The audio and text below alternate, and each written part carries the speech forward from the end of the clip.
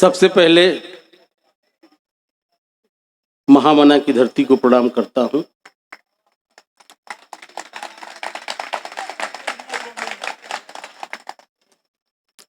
आप सभी संस्कृत के विद्वानों को प्रणाम कर रहा हूं। मेरे माइक पे आते ही आप लोग इस तरह से खामोश होकर मेरी तरफ देख रहे हैं जैसे मेरी श्रद्धांजलि दी जाएगी।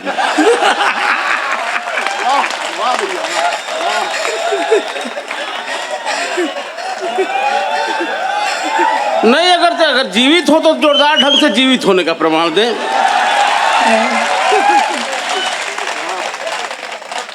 बहुत देर से आप लोगों का खून पिया जा रहा था। मेरा ऐसा वैसा करने का कोई इरादा नहीं है। मैं भी शुद्ध शाकाहारी आदमी हूं। कोई ज्ञान की बात नहीं करूंगा। ज्ञान से मेरा वैसा ही संबंध है जैसा मल्लिका शेरावत का कपड़ों से। वाह विद्वान।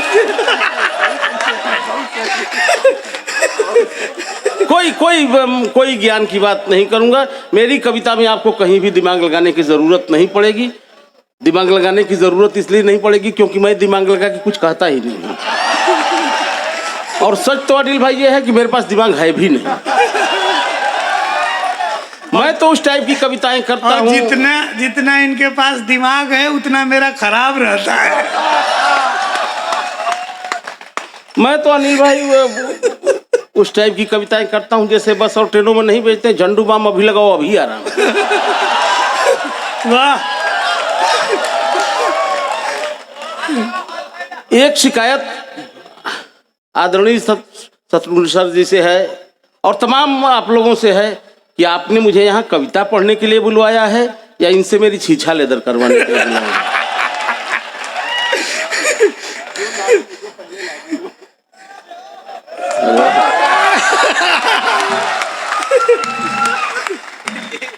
बहुत कुछ मेरे विषय में बता रहे थे। गाँव अच्छा पहले। अरे वो आशीर्वाद है जी जी। का, वो अरे सर। हाँ। नहीं, मैं मदारी दिखाने वाला मत निकालिए। नहीं, वो आप पहने रहिए। हमारे यहाँ जो है बलि चढ़ाने के पहले मालाएं पहनाई जाती हैं। ये परंपरा रही है। आप पहनिए। बहुत कुछ मेरे विषय में बोल रहे हैं और मैं अपने विषय में बता दूं कि मैं कर्जखोर टाइप का आदमी नहीं हूं। किसी का कर्जा नहीं रखता हूं, सूद समेत वापस करता हूं। गुरुजी मैं बताऊं कि अभी अब तक की जिंदगी में मैं 2 कार्यक्रम किया। आज तीसरा कार्यक्रम करने जा रहा हूं। पहला कार्यक्रम मोहम्मद रफी जी के साथ किया। प्रोग्राम के सुबह ही अल्लाह को प्यारे हो गए। अल्लाह ताला उनकी आत्मा को शांति दें। दूसरा कार्यक्रम किशोर कुमार जी के साथ किया। अब क्या कहूं, सुबह वो भी भगवान को प्यारे हो गए। और तीसरा कार्यक्रम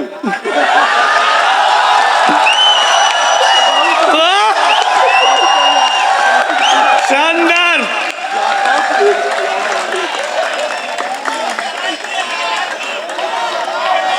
नहीं, मैं अब अपना हस्र जान रहा हूँ। रुइया छात्रावास है, यहाँ के छात्र हैं ये। मैं किसी मुगालते में नहीं हूँ। मैं किसी का नाम नहीं लूंगा क्योंकि मेरा कहा हुआ पड़ जाता है। मैं तो यही कहूंगा कि भगवान आपको लंबी उम्र दें। आप सबको प्रणाम कर रहा हूँ। दरअसल में प्रणाम करने की आदत सर बचपन से ही रही है। पहले जब भी घर से बाहर निकलता था जो भी सामने पड़ जाता था प्रणाम कर दिया करता था। एक बार गाय के धोखे में सांड को माता कह के प्रणाम कर दिया। क्या हुआ कुछ पता नहीं चला। 1 हफ्ता बाद जब होश आया तो हॉस्पिटल में पड़ा था। तब से प्रणाम करना बंद कर दिया। और सर ये प्रणाम करने के भी खामियाजे भुगत जाने पड़ते हैं। कल मैंने एक बुजुर्गवार को प्रणाम किया। छूटते ही उन्होंने आशीर्वाद दिया कि फसीहत जी खुश रहो, आबाद रहो। यहाँ का कुछ हो गया क्या? ना कुछ नहीं। वो वहां से समर्थन कर रहे हैं ना। हमारे साणु भाई भी लोग आ गए।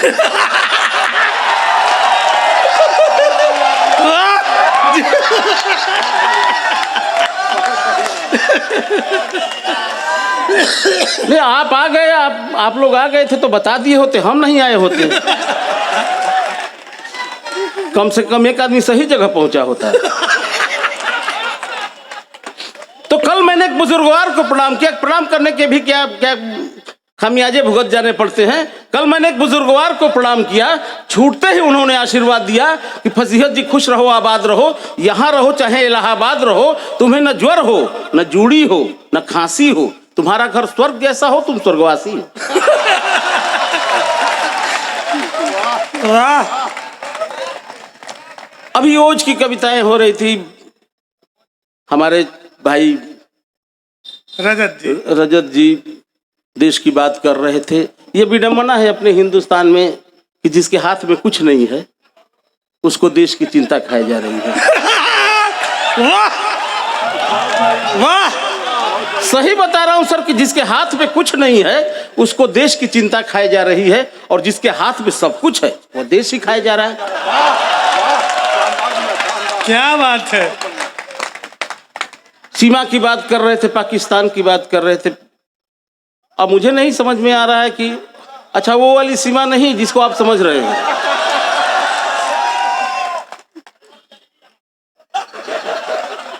अच्छा दूसरे साड़ू भी आ गए। बहुत खूब। पाकिस्तान की बात कर रहे थे। अब मेरा मानना है कि पाकिस्तान जैसे 2 कौड़ी के देश के लिए 2 करोड़ की कविता खर्च करना कहीं की समझदारी की बात नहीं है।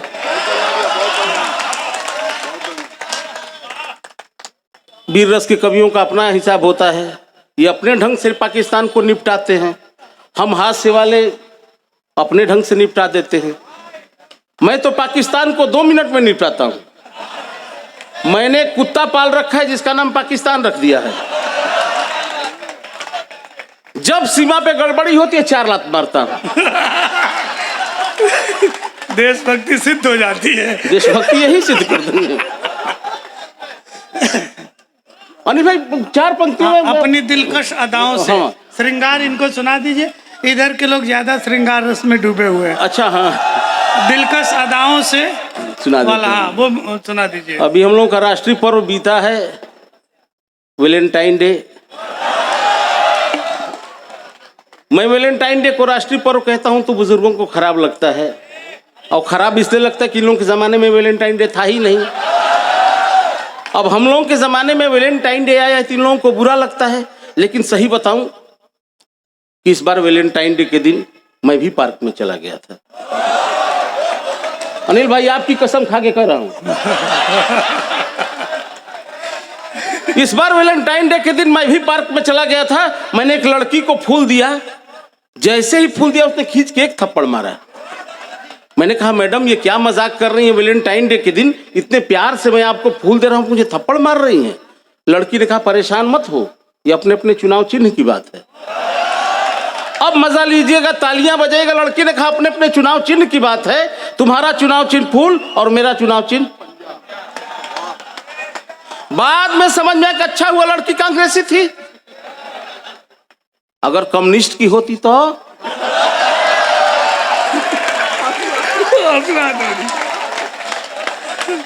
थोड़ी देर बाद सर तालियां असली। अब चाहिए कि थोड़ी देर बाद और समझ में कि ये भी अच्छा हुआ।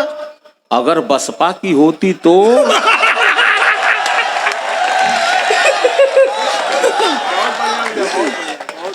फिर वैलेंटाइन डे के दिन उस पार्क से जो 4 पंक्तियां पैदा हुई वो 4 पंक्तियां आपके हवाले करता हूं, और इन 4 पंक्तियों से आपका छमाही टेस्ट भी ले रहा हूं कि मुझे कितनी देर तक माइक पे रहना है। ज्यादा देर तक माइक पे रह के अपनी इज्जत आबरू खतरे में डालना नहीं चाह रहा हूं। वैलेंटाइन डे के दिन उस पार्क से जो 4 पंक्तियां पैदा हुई आप तक रखता हूं कि अपनी दिलकश अदाओं से, अपनी दिलकश अदाओं से निमंत्रण मूक देती है, अपनी दिलकश अदाओं से निमंत्रण मूक देती है, गिरा के हुस्न की बिजली मेरा दिल फूंक दे।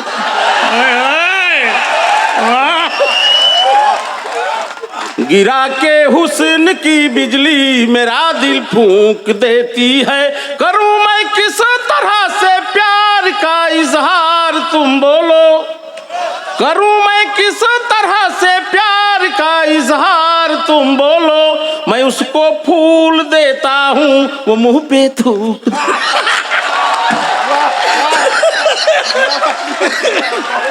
वाह वाह।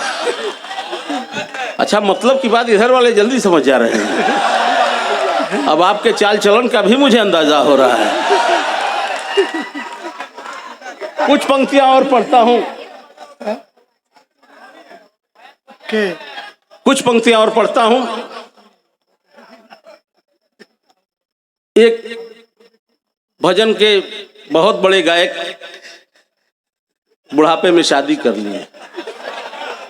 देखिए, आप नाम लेकर स्पष्ट कहिए, नहीं तो हमारे भुवनेश्वर बाबा यहाँ बैठे हैं, बहुत सारी बातें इशारे से भी उधर जा रही है। तो आप जिस भी संत का नाम लीजिए वो इस माइक से कह दिया कीजिए कि मैं अनूप जलोटा की बात कर रहा हूँ या आसाराम की बात कर रहा हूँ, वरना बाबा की शकल सूरत भी आजकल आसाराम से ही मिलती जुलती है।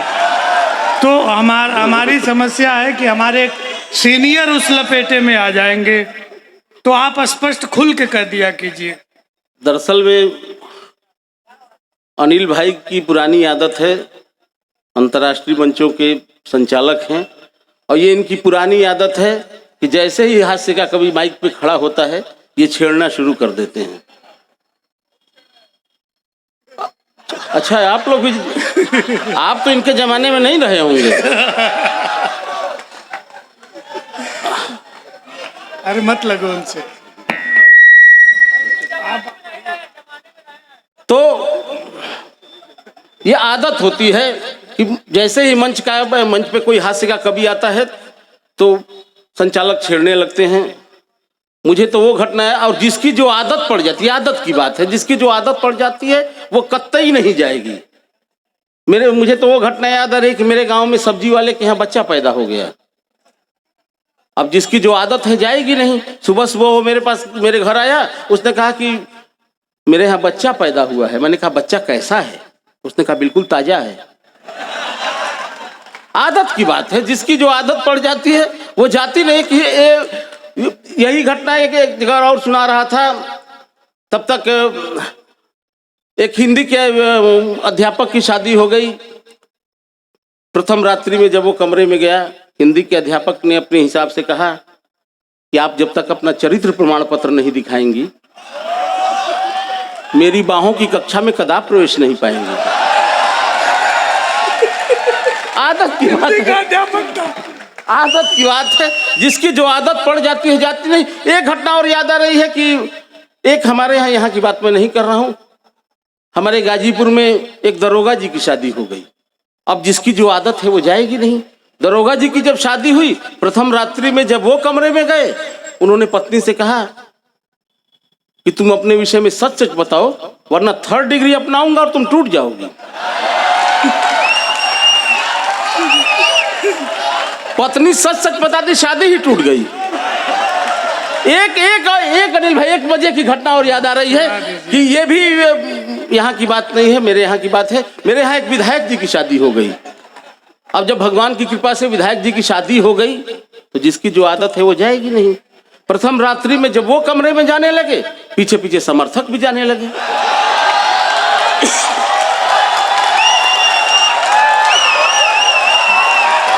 देखो फजीयत भाई, आप कहते हैं बार बार कि आप छेड़ते हैं, हम क्यों न छेड़।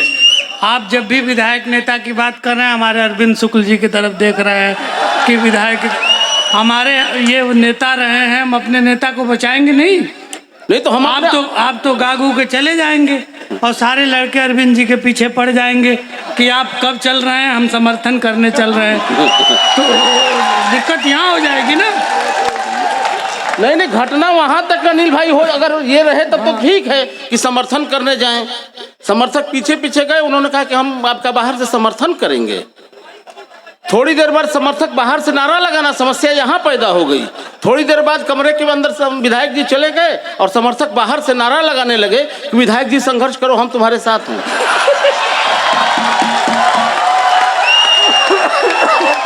नेता बन गए पड़ेगा। यहाँ संस्कृत के लोग तमाम प्रकांड विद्वान बैठे हुए हैं। अनिल भाई, मैं भी कम विद्वान नहीं हूँ। हाँ हाँ, मैं तो संस्कृत का बचपन से ही बहुत विद्वान आदमी हूँ। हाँ। हिंदी का कुछ भी लिख के उस पर पेन की स्याही से छिड़क देते थे। सब संस्कृत हो जाता है। जहाँ जहाँ वो बिंदी गिरती थी अंग कर लेते थे। इसका उदाहरण मैं आपको दे दूंगा। अनिल भाई बार बार कहते हैं कि फजीहत भाई बड़ा बकबक बकबक करते हो, बता सकते हो कि आदमी और भालू में क्या अंतर होता है? मैंने कहा अनिल भाई ये तो कोई बेवकूफ भी बता सकता है। बोले इसलिए तुमसे पूछ रहा हूँ। इन्होंने कहा आदमी और भालू में क्या अंतर होता है? मैंने कहा साधारण सी बात है, भालू हजामत नहीं बनवाता, सेव नहीं करता। इन्होंने कहा तब एक बात और बताओ कि आदमी और बंदर में क्या अंतर होता है? मैंने कहा बंदर अंडरवियर नहीं पहनता। इन्होंने कहा तब एक बात और बताओ कि आदमी और कुत्ते में क्या अंतर होता है? मैंने कहा कुत्ता वफादार होता है। वाह वाह वाह वाह वाह वाह वाह वाह। इन्होंने कहा आदमी और कुत्ते में क्या अंतर होता है? मैंने कहा कुत्ता वफादार होता है। इन्होंने कहा तब एक अंतिम बात बताओ कि आदमी और भ्रष्ट नेता में क्या अंतर होता है? और मैंने जो जवाब दिया, लगे कि मैंने सही जवाब दिया है। मेरा जवाब आप सबका जवाब है, तो भरपूर तालियों से इस छोटे कवि को आशीर्वाद दीजिएगा। इन्होंने कहा है आदमी और भ्रष्ट नेता में क्या अंतर होता है? मैंने कहा आदमी थोड़ी सी कोशिश करे तो भ्रष्ट नेता बन सकता है। वाह वाह वाह वाह। भ्रष्ट नेता लाख कोशिश करे, आदमी नहीं बन सकता। क्या बात है, बहुत खूब। वाह वाह वाह वाह वाह वाह वाह वाह। अब मैं वो जो बता रहा था कि स्याही छिड़क के संस्कृत बना देता था, मैं हिंदी की कविता को देखिए अभी संस्कृत बना रहा हूँ। वाह। और आप संस्कृत के विद्वान लोग रहे, आप मजा लीजिएगा। हाँ। जैसे गणेश वंदना, माँ सरस्वती की वंदना, तमाम वंदनाओं से कार्यक्रम की शुरुआत होती है, शुभारंभ किया जाता है। मैं अपने आराध्य देव तथा कथित मंत्री जी लोगों की वंदना कर रहा हूँ। और जहां भी अच्छा लगेगा आपका आशीर्वाद, आपका प्यार चाहूंगा। एक बार मुझे ताली बजा के आदेशित कर दीजिए। वाह। मैं अपने आराध्य देव मंत्री जी लोगों की वंदना करता हूं कि नमामि भ्रष्ट वत्सलम ईर्ष्यालु बात कोमलम भजामि दुष्ट पालकम गुंडानि देश चालकम। वाह, जिंदाबाद। नमामि भ्रष्ट वत्सलम ईर्ष्यालु बात कोमलम भजामि दुष्ट पालकम गुंडानि देश चालकम। वाचाल मंच सुंदरम विभत्स रूप अंदरम प्रफुल्ल काक लोचनम चोट्टादि दोष मोचनम।